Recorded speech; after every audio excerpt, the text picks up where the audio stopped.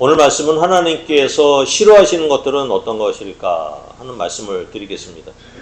오늘 영상에서 보셨듯이 굉장히 살벌한 얘기를 하고 계십니다. 하나님께서 진멸하고 다 죽여라 이렇게 되어 있습니다. 이게 싫어하는 것, 하나님이 싫어하시는 것을 무엇일까? 오늘 여기에 집중적으로 초점을 맞추셔야 돼요. 하나님이 싫어하는 것이 무엇인가? 싫어하는 것을 무엇인가 알면 그러면은 그걸 안 하면 되죠. 그걸 안 하면 되죠. 지난주에는 하나님이 원하시는 예배 그걸 드렸고요. 오늘 본문의 말씀을 그대로 18절에 해당이 되는데 그대로 듣다 보면은 인간적으로 어떻게 저럴 수가 있어 하는 그런 내용이 많이 있습니다. 그래서 이제 이런 이야기를 듣고 나서 도일 김용옥 같은 선생은 이제 하나님은 나쁘다. 더 쌍욕을 막 하고 계죠. 하나님은 이게 말이 되느냐, 죽이려할 수 있느냐 이렇게 하십니다. 그러니까 우리는 이제 오늘 본문에 나타나는 본문의 참된 의미가 무엇인지, 하나님의 본래 뜻이 무엇인지, 말씀의 진의가 무엇인지 하는 것을 우리가 알면 되겠죠. 그걸 바로 아는 것이 오늘 설교의 핵심이 되겠습니다.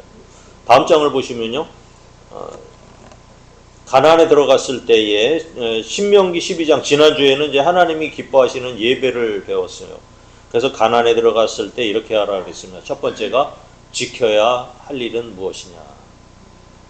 그 다음에 두 번째가 어디에서 예배를 드릴 것이냐. 그러니까 예배는 지정된 장소에서 드려야 한다 그랬습니다. 그래서 지정된 장소에 대한 설명을 하면서 성소가 과거에 어디였었느냐, 아브라함이 이삭을 제물로 바치던 그 여호와 이레라는 그 장소, 모리아산 거기를 얘기를 했고요.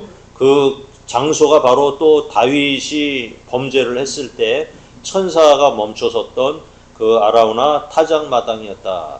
그래서 그 아라우나 타작마당에 세워진 게 솔로몬 성전이었다. 그렇게 말씀을 드렸습니다. 하나님께서 이미 지정을 하셨다고 얘기를 하는 것은 그곳에서 예배가 될 것이다 하는 얘기. 그리고 이제 다음 장에 보면은 예배는 다음 거요. 어떻게 드릴 것인가. 그렇다면 우리는 무엇을 해야 할까? 다음 장에 보면은 그 다음에 하나님께서는 우리에게 금하신 일은 무엇일까? 그러면 우리에게 복은 어떻게 오는 것일까? 하는 것으로 지난주에 말씀을 드렸습니다. 오늘 말씀의 결론도 내 조상들에게 맹세하신 같이 너와 내 후손에게 영구히 복을 주고 번성하게 하겠다 하는 것이고, 그것을 하기 위한 여러 가지 조건에 대해서 오늘 말씀을 주시고 계시는 거예요. 지난주에 봤던 신명기 12장 28절을 볼까요? 시작. 내가 내게 명하는 이 모든 말을 너는 듣고 지키라. 내 하나님 여호와의 목전에 선과 의를 행하면 너와 내 후손에게 영구히 복이 있으리라. 그러니까 하나님의 원래의 목적은 너와 내 후손이 영구히 복을 받는 것이었어요. 다음 장을 보시면요. 신명기 13장 17절에도 시작. 너를 긍휼히 여기시고 자비를 더하사 내 조상들에게 맹세하신 같이 너를 번성하게 하실 것이라. 18절을 볼까요? 시작. 내가 만일 내 하나님 여호와의 말씀을 듣고 오늘 내가 내게 명하는 그 모든 명령을 지켜 내 하나님 여호와의 목전에서 정직하게 행하면 이같이 되리라. 그러니까 하나님께서는 번성케 하시고 복을 주시는 게 목적이라고 분명히 말씀을 하고 계셔요. 그래서 오늘 13장에서는 이 신명기 12장 마지막 부분에 대해서 보다 구체적으로 다시 명령을 하시는 거예요. 그러니까 12장 후반부에서는 너희는 이방 민족들의 신들에 대해서 탐구를 하지 말아라. 궁금해하지도 말아라. 알려고 들지도 말아라. 이렇게 하나님께서 명령을 하셨습니다. 그러니까 하나님의 주된 관심사가 어디 있다? 우상 숭배를 멈추는 데 있은 것입니다. 그 신들은 악한 종교다. 그래서 그들이 결국에 가서는 자녀들을 불살라 자기들의 신한테 드린다고 하는 그런 가증한 일을 한다는 것입니다. 하나님이 싫어하는 짓들은 어떤 것일까? 그래서 오늘 13장에 보니까 세 가지의 문단으로 나눠져 있는 것을 알 수가 있어요. 이 말씀은 이제 가나안에 들어갔을 때 세 가지의 요 문제점이 생길 것이다. 이 얘기를 지금 하고 계셔요. 그래서 믿는 사람을 대상으로 한 것이지 믿지 않는 사람들을 대상으로 이 말씀을 하신 건 아니에요. 가증하게 여길 대상은 첫 번째 선지자나 꿈꾸는 자에 대한 얘기를 하셨고요. 둘째 대상은 형제, 자매, 자녀, 그 다음에 아내, 그 다음에 아주 친한 친구들에 대해서 얘기를 했습니다. 셋째는 하나님께서 주셔서 살게 하신 성읍에 대해서 이야기를 하고 계셔요. 첫째 그룹인 이제 선지자나 꿈꾸는 자는 어떤 자인가 하고 구체적인 설명을 하고 있어요. 1절, 2절을 볼까요? 시작. 너희 중에 선지자나 꿈꾸는 자가 일어나서 이적과 기사를 내게 보이고, 그 다음에 2절, 그가 내게 말한 그 이적과 기사를 이루어지고 너희가 알지 못하던 다른 신들을 우리가 따라 섬기고자 말할지라도. 여기서 나오는 이 선지자라는 것은 미리 아는 사람들이죠. 미리 이제 아는 사람들, 선지자라고 얘기를 하고요. 선견자라는 얘기가 가끔 나오는데, 선견자는 먼저 본 사람들이에요. 하늘나라가 어떻게 된다, 하나님 뜻이 어떻다는 걸 미리 봤다는 뜻입니다. 그 다음에 예언을 한다는 얘기는 꿈을 꾼 거예요. 꿈을 꾸면서 예언을 하기도 합니다. 그러니까 이 선지자들의 본래 기능은 무엇이냐면 하나님의 말씀을 듣고 그대로 전하는 게 목적인데, 이 사람들은, 여기에 나오는 사람들은 하나님의 말씀이 아닌 다른 복음, 다른 이야기를 전했다는 얘기입니다. 하나님의 말씀을 전하려면은 하나님으로부터의 응답이 필요로 하는 건데, 이 사람들은 하나님과 관계없이 이야기를 전하는 그런 사람들이라는 얘기예요. 그래서 이들이 어떤 일을 하느냐, 하나님과 관계가 없는데도 불구하고 이적과 기사를 보여요. 그래서 마태복음에서는 예수님께서 이렇게 말씀하셨죠. 24장 24절에 보면요. 시작. 거짓 그리스도들과 거짓 선지자들이 일어나 큰 표적과 기사를 보여 할 수만 있으면 택하신 자들도 미혹하리라.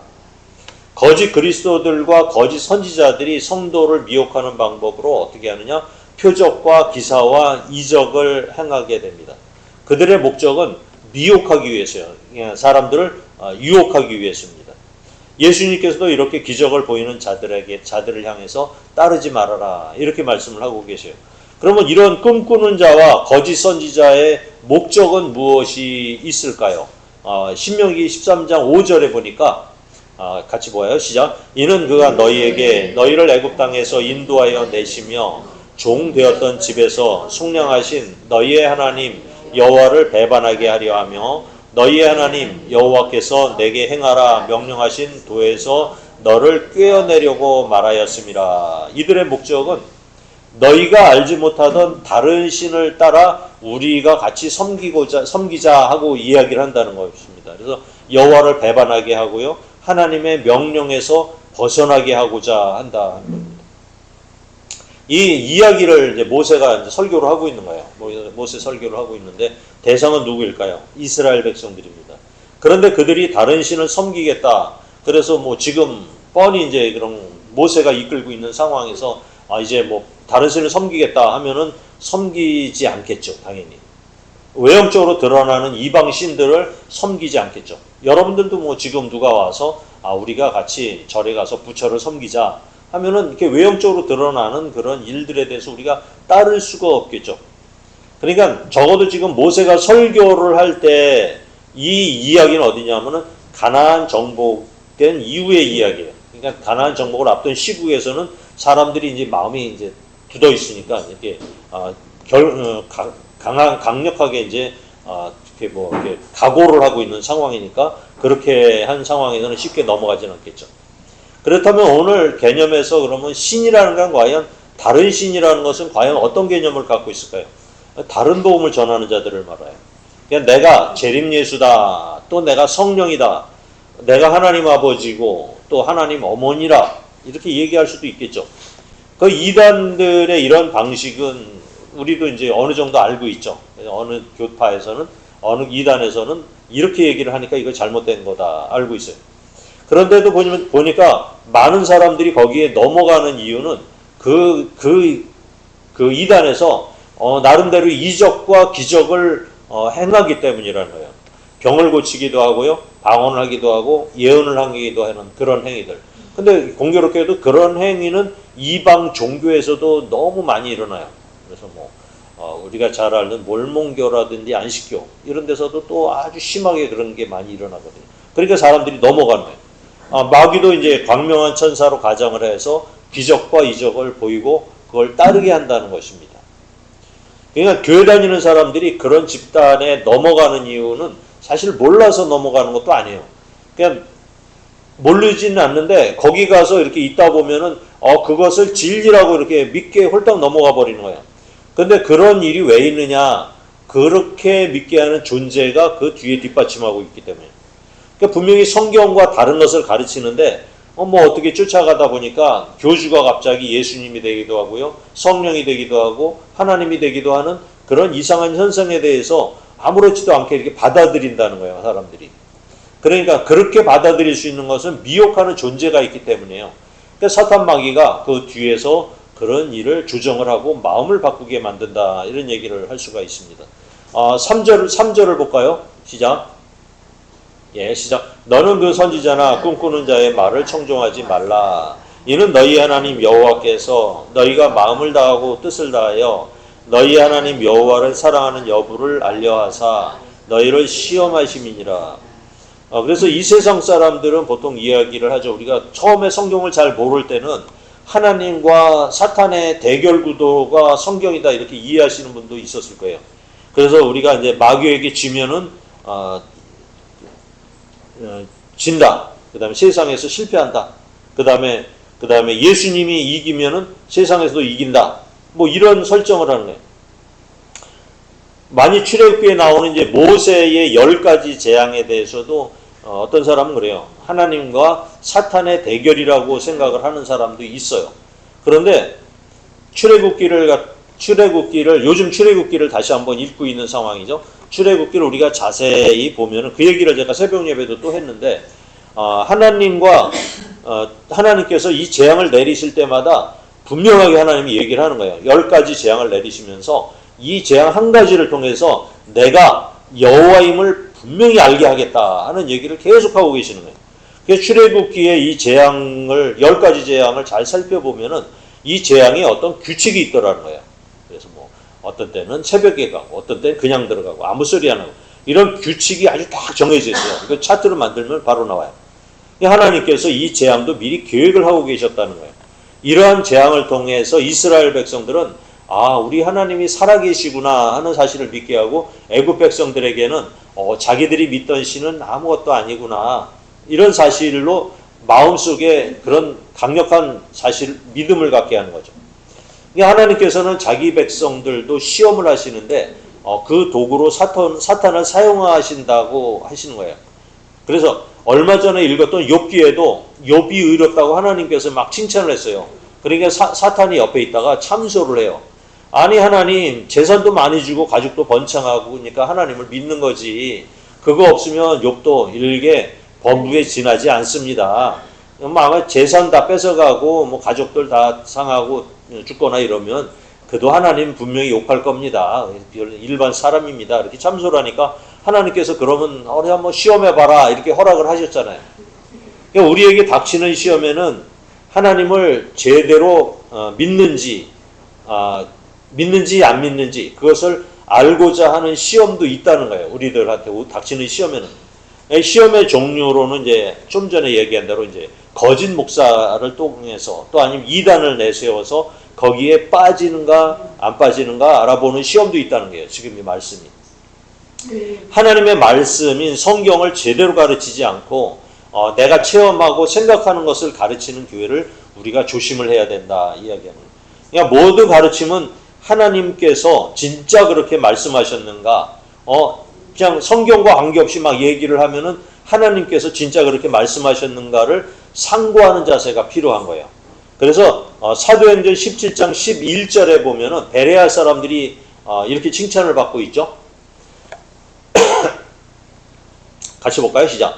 베레아에 있는 사람들은 데살로니가에 있는 사람들보다 더 너그러워서 간절한 마음으로 말씀을 받고 이것이 그러한가 하여 날마다 성경을 상고함으로. 이 말씀을 여기서 전할 때에 이게 진짜 그러한가 안 그러한 거 성경을 상고했다는 거예요. 성경을 찾아봤다는 얘기예요.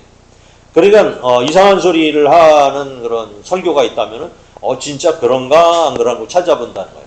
그런 이야기를 하면서 이 베레아 사람들이 칭찬을 받은 경우입니다. 그럼 우리는 어떻게 해야 될까요? 신명기 4장 13장 4절에 보면 우리는 이렇게 해야 돼요. 시작. 너희는 너희 하나님 여호와를 따르며 그를 경외하며 그의 명령을 지키며 그의 목소리를 청종하며 그를 섬기며 그를 의지하며. 여호와를 따른다는 것은 내 삶의 목적이 내가 아니라 하나님으로 변경을 한다는 거예요. 그러니까 경외하고 그의 명령을 지키고 그의 목소리를 청종하고 그를 섬기며 그를 의지하라고 하는 거예요. 여기에는 이제 조건이 있어요. 삼가 두려워하라.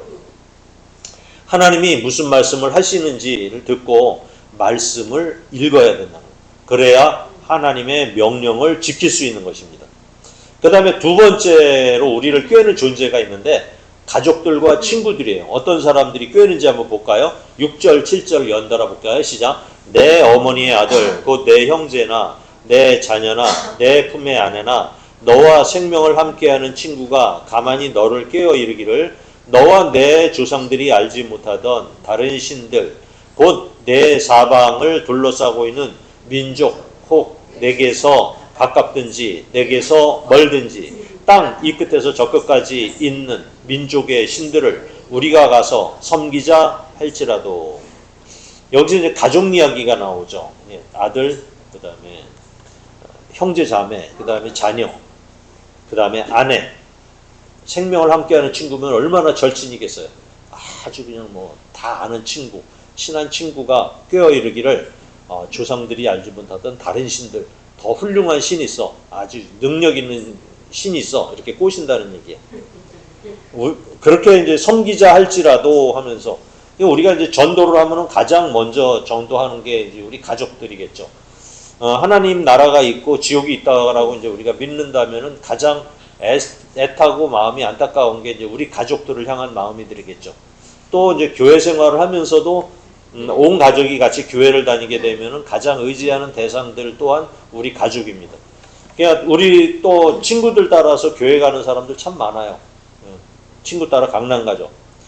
저도 중3이 끝날 때, 중학교 때는 교회를 안 다녔는데, 잘 안 다녔는데, 중3 끝날 무렵에 이제 친구가 성탄절 행사가 있는데 가자 하고 토요일 날 저녁에 초청을 한 거예요.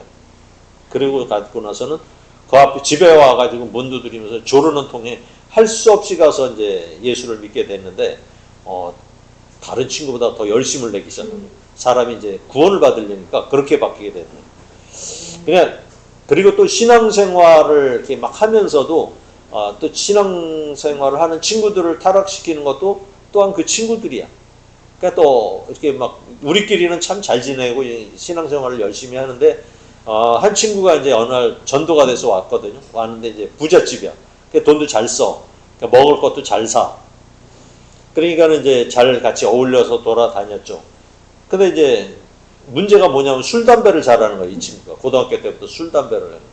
그러면서 이제 사람들 모인 자리에서 자기가 그냥 서슴없이 막 하게 되니까, 교회 다니는 사람들이 이제 갈등이 생기잖아요, 친구들이, 젊은 애들이. 그러면서 이제 거기에 빠지고, 그거를 같이 하게 되는 친구들이 많이 늘어나게 돼요. 그러다 보니까 이제 교회 안 나오는 애들도 있고, 교회 있는 애들도 있고. 그냥 옳다 아니라, 술, 담배가 옳다 아니다 이걸 떠나서 하나님으로부터 멀어지게 하는 기회를 그렇게 제공을 했다는 것이 문제라는 것이죠. 이제 이런 경우들도 있다는 얘기예요. 그 다음에 세 번째 꾀는 존재가 있는데, 거주하는 성읍이라 이렇게 얘기를 해요. 12절, 13절 같이 볼까요? 시작. 내 하나님 여호와께서 내게 주어 거주하게 하시는 한 성읍에 대하여 내게 소문이 들리기를. 13절. 너희 가운데 어떤 불량배가 일어나서 그 성읍 주민을 유혹하여 이르기를 너희가 알지 못하던 다른 신들을 우리가 가서 섬기자 한다 하거든. 여기에 나오는 이제 불량배라는 얘기가 나오니까 깍두기 형님들을 말하는 것 같기는 해요, 그죠? 근데 성경에 나오는 이야기를 갖다 우리가 조금 더 한번 자세히 살펴볼 필요성이 있어요. 사사기를 한번 볼까요? 사사기 19장 22, 23절입니다. 시작. 그들이 마음을 즐겁게 할 때에 그 성읍의 불량배들이 그 집을 에워싸고 문을 두들기며 집주인 노인에게 말하여 이르되 내 집에 들어온 사람을 끌어내라. 우리가 그와 관계하리라 하니 집주인이 그 사람에게 그들에게로 나와서 이르되 아니라 내 형제들아 청하노니 이 같은 악행을 저지르지 말라. 이 사람이 내 집에 들어왔으니 이런 망령된 일을 행하지 말라. 이 이야기는 이제 사사기 후반부에 나오는 이야기인데 어떤 레위인이 첩을 얻었어요. 그러니까 레위인이 왜 첩을 얻었는지 레위인이 타락을 해버린 거예요. 첩을 얻어서 취했는데 또 그놈의 첩이 또 바람을 피웠네. 딴 남자라 가서 통관을 해버렸네. 그러니까는 그러면은 쫓아내잖아요. 그런데 이제 레위인이 이제 그 첩을 친정으로 보냈어요. 뭔 생각이 들었는지 한 넉 달 만에 또 첩을 찾으러 가요. 말 끌고서는. 그래서 이제 첩장인이죠. 첩장인한테 가서 이제 도로 이제 데리고 와요. 데리고 오는데 거기서 또 며칠 미적미적 거리다가 와요. 오는데 이제 밤이 된 거예요. 밤이 돼서 보니까 어디 이제 잘 데가 없는 거예요. 그쪽 지역은 이제 밤이 너무 춥잖아요. 그래서 이제 막 헤매고 다니는 거예요. 밤에. 그랬더니 어떤 노인이 와서 이제 자기 집으로 초대를 합니다. 그러니까 그쪽은 문화는 또 그렇게 잘 돼 있어요. 그래서 길거리에서 사람들 자면은 자기 집으로 초대하는 문화가 참 잘 돼 있습니다. 그래서 이제 그 노인의 집에서 하루를 묵게 됐어요. 근데 동네 불량배들이 쫓아와서 레위인을 내놓으라는 거예요. 레위인을 내놓으라는 거예요. 뭘 하느냐? 관계를 하겠다는 거예요. 그냥 동성애를 하겠다는 거예요. 강간을 하는데 남자들끼리 하는 그런 일을 하겠다. 그러니까 레위인은 제사장급이잖아요. 그 뻔히 제사장이라는 거 알면서 그 레위인을 내놓으라는 거예요. 그러니까 어디 얼마나 정결한가 보자. 뭐 이런 거겠죠. 그러니까 시대의 상황이 얼마나 타락했는지를 보여주는 거죠. 그러니까 노인은 이제 이런 악한 일을 하지 말라고 만류를 해요. 그런데 노인 안 들어요. 그 불량배들이. 그래서 레위인은 이제 첩을 내줘요. 이 내줘도 그렇지 첩을 내줘. 그러니까 노인은 내 딸이 여기 있으니 데려가라 그러기도 하고. 그런데 결국은 이제 첩을 내줬는데 밤새도록 윤관을 당한 거예요. 그러면서 새벽녘에 문지방에 엎어져서 죽어 있던 거예요. 그래서 레위인이 조용히 와서 이제 이 사실을 모든 지파한테 다 통보를 한 거예요. 그렇게 하면 이제 지파하고 베냐민 지파하고 간에 이제 전쟁이 벌어진 거예요. 그러니까 한 지파 대 11지파 대 1대 11의 전쟁이 이제 시작이 됐어요. 그러니까 11지파에서 그 불량배들만 내놔라.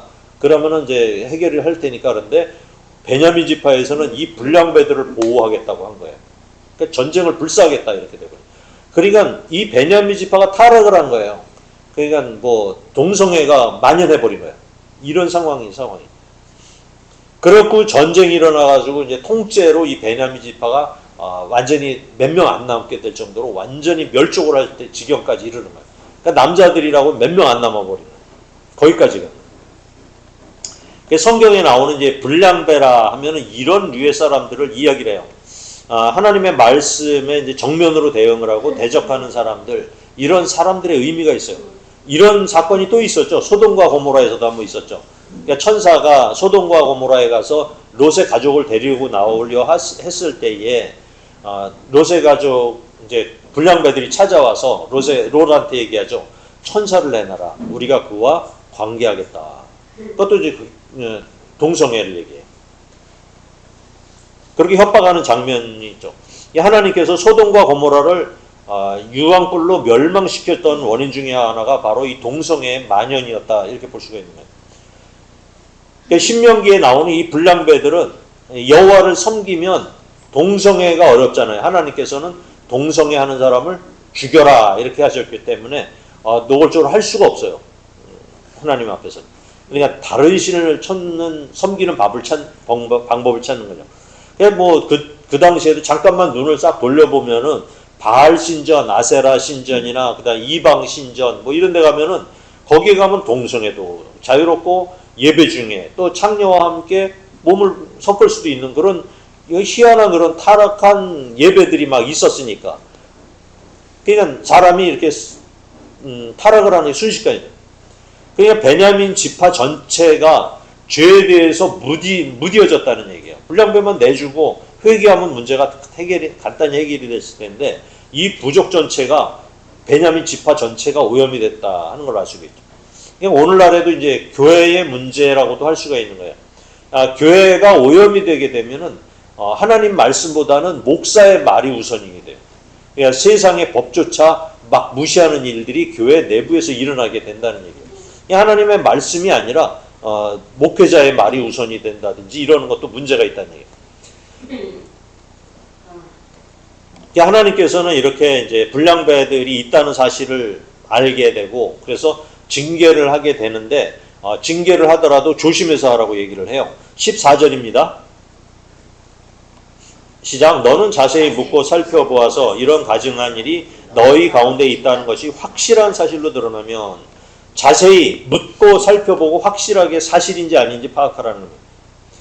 그러니까 우리 이제 교단에서도 그래요. 장로교회에서도 재판국이 있어요. 그래서 이제 교회 내에서 무슨 이단성이 있어. 목사가 이제 이단 같은 주장을 해. 아니면은 또 이제 교회가 분쟁이 생겨. 교회가 막 내부적으로 싸움이 발생하고 그러면 자세히 살피고 그래서 이제 재판에 회부하여 교회법대로 또 판결을 해요. 교회도 재판해요. 모르시죠? 하나님께서는 만일 판단을 잘못하는 것이 있는지 재차 확인하라고 하시는 거예요. 그러니까 오늘 말씀 중에서 나오는 말씀 중에 이제 징벌에 대한 얘기가 있는데 방법이 우리가 일반적인 생각으로는 참 이해가 안 돼요. 그렇지만 한번 말씀을 드려볼게요. 15, 16, 17절 한번 같이 읽어볼까요? 시작. 너는 마땅히 그 성읍 주민을 칼날로 죽이고 그 성읍과 그 가운데 거주하는 모든 것과 그 가축을 칼날로 진멸하고 다음 또 그 속에서 빼앗아 차지한 물건을 다 거리에 모아놓고 그 성읍과 그 탈취물 전부를 불살라 내 하나님 여호와께 드릴지니 그 성읍은 영구히 폐허가 되어 다시는 건축되지 아니할 것이라. 다음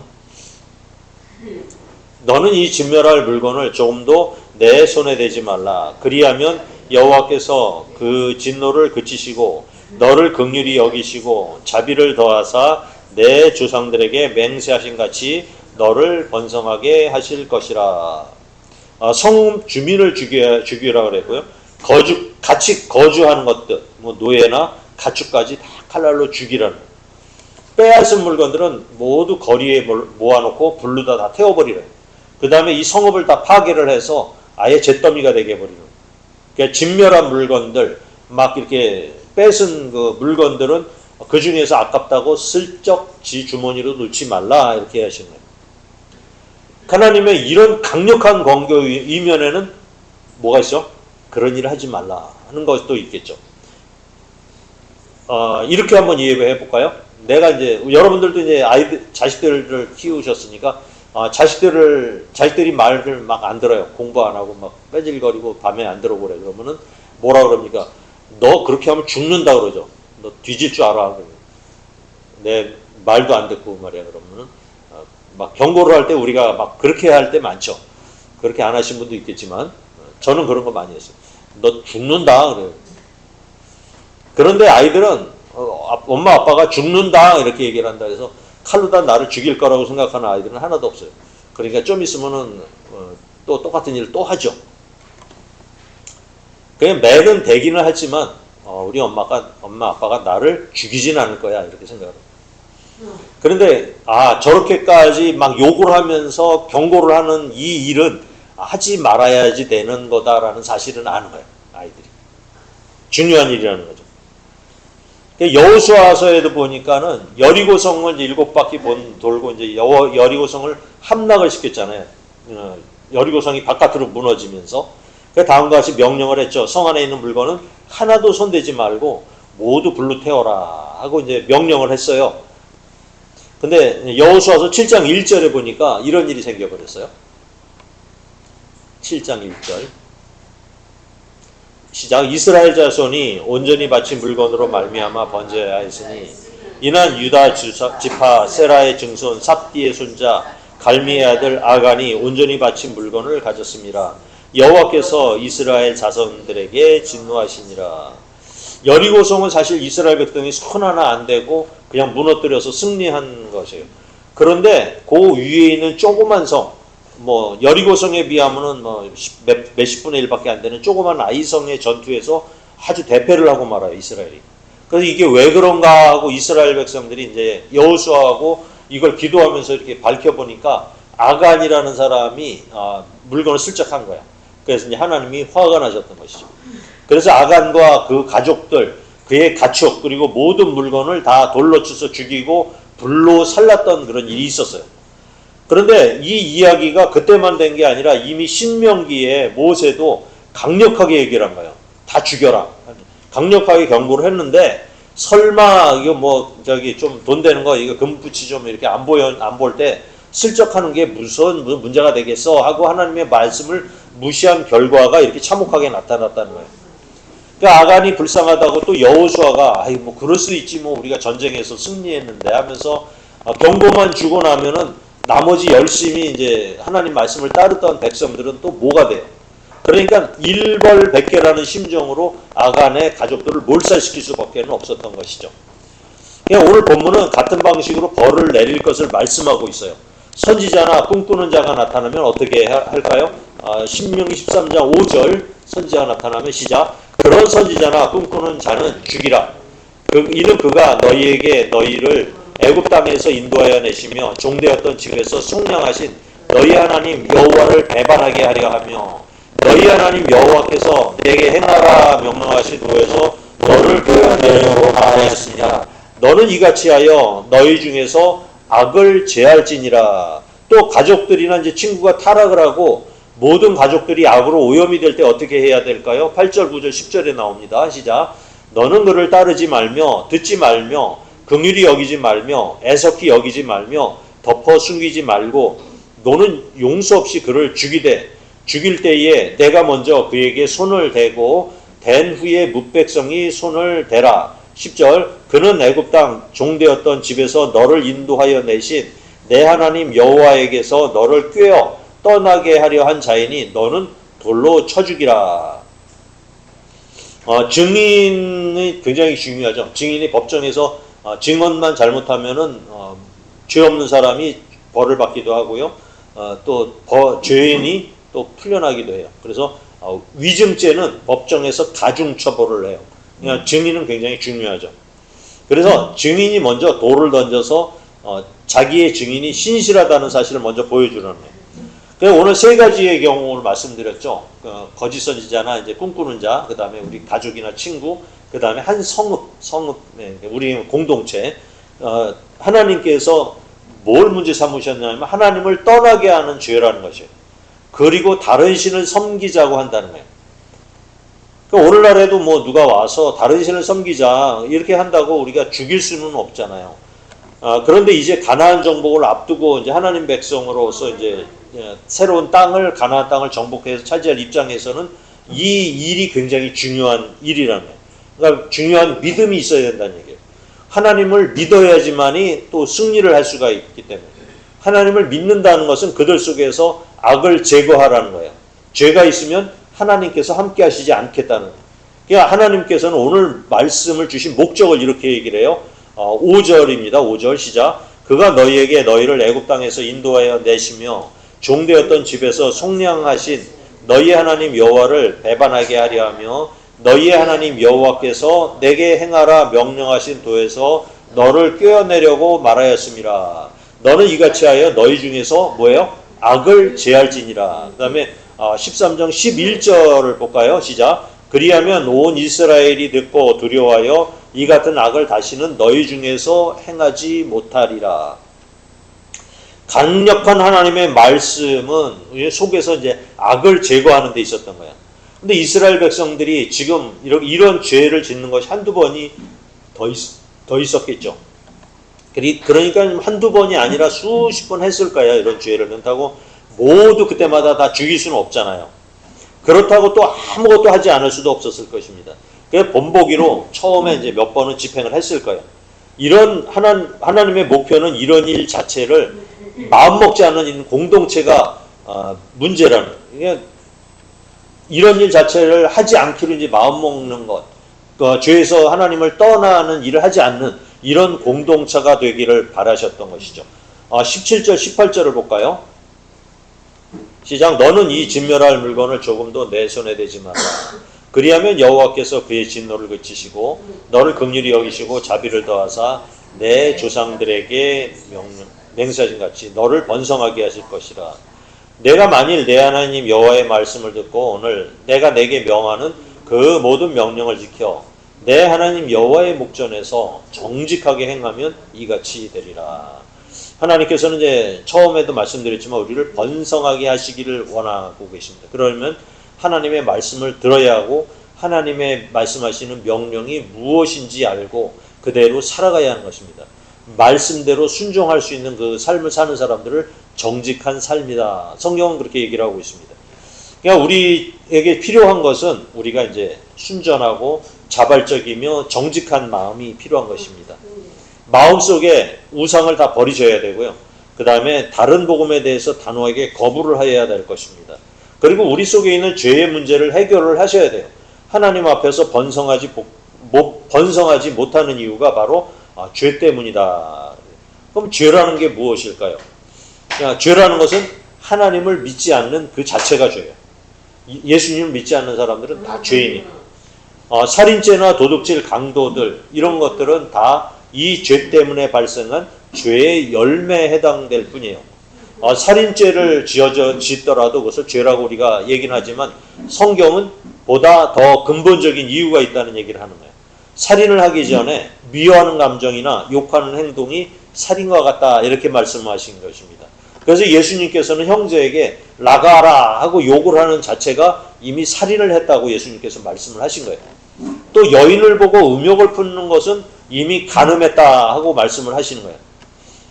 그런데 이제 우리가 마음을 먹거나 속에서 치솟는 그런 감정 등의 근본 원인, 우리가 그런 생각을 안 하려고 하지만 어떤 때 그런 생각이 마음에 들잖아요. 근데 그 생각이 드는 원인은 뭐냐? 뿌리에 있는 죄 때문이라는 거예요. 뿌리에 있는 죄 때문에.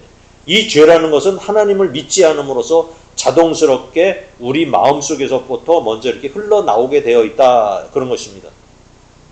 이거는 이제 빛이 없으면은 어둠이 오는 이치와 같은 거예요. 깜깜한 어둠 속에서 빛이 딱 비추면은 어둠은 물러가잖아요. 이것과 같은 이치예요. 하나님이 계신 곳에는 죄가 있을 수가 없습니다. 악을 제하는 방법은 하나님을 믿는 믿음이 있어야 되는 거예요. 그래서 오늘 말씀 3번의 시작은 어떻게 시작하느냐 하면은 하나님을 버리고 다른 신을 섬기자 하는 마음에서 죄나 악이 시작되는 것을 알려주는 거예요. 오늘 본문이 얘기하는 건 계속 보면 죄를 버릴 때는 가차없이 진멸을 하라는 얘기예요. 우리 마음속에 그런 죄가 있으면 가차없이 끊어내라는.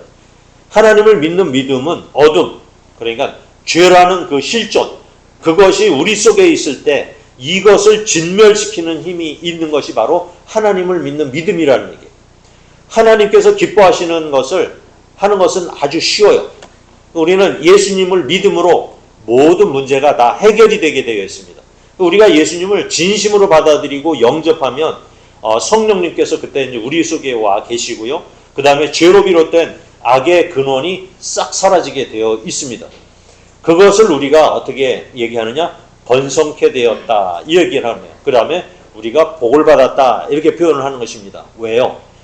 그에 따르는 부수적인 것들, 우리가 주님을 믿고 주님의 일을 할 때에 따르는 부수적인 것들이 이런 물질이나 눈에 보이는 어떤 것들은 우리 주님께서 다 채워주시겠다 이렇게 약속을 하셨기 때문에, 그러니까 먼저 그의 나라와 그의 의를 구하면 이 모든 것을 너에게 다 더하시겠다 하는 게 하나 예수님의 약속이었어요.